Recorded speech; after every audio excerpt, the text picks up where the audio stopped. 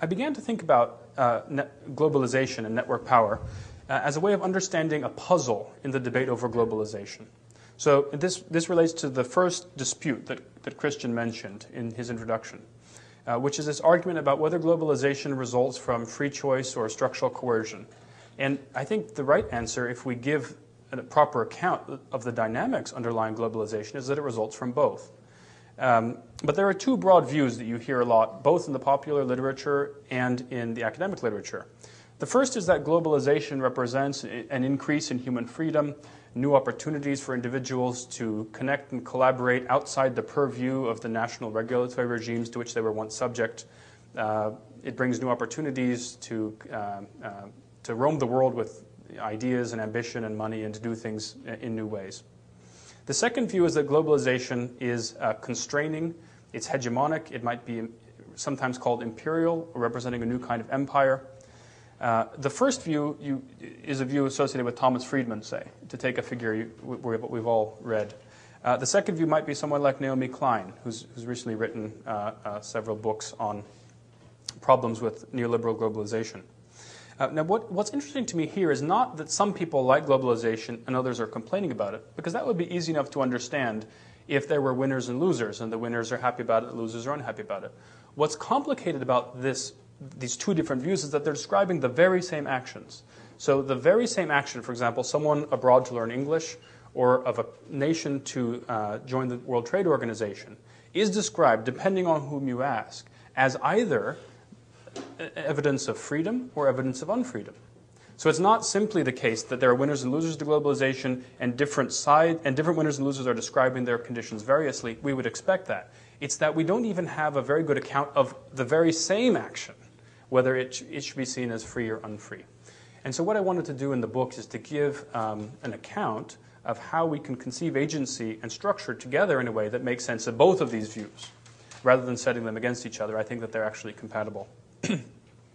So it feels to people that there's power at work in globalization, but globalization is driven by consent. It's not that anyone's forcing people to become globalized, at least not in the way we usually understand force. So there's no one clearly in command.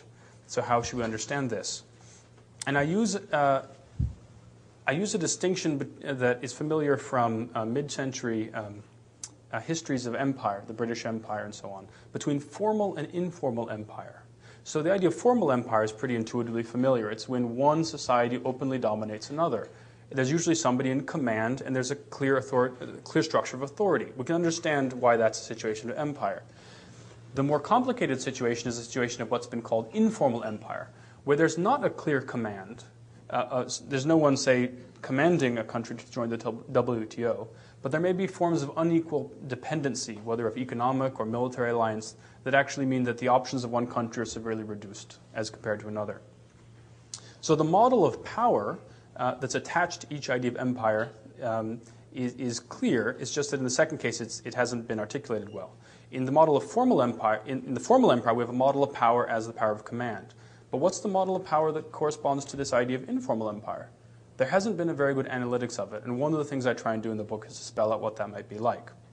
I propose that network power is a kind of power that's compatible with individual consent. Indeed, it's driven by our choices to participate in conventions.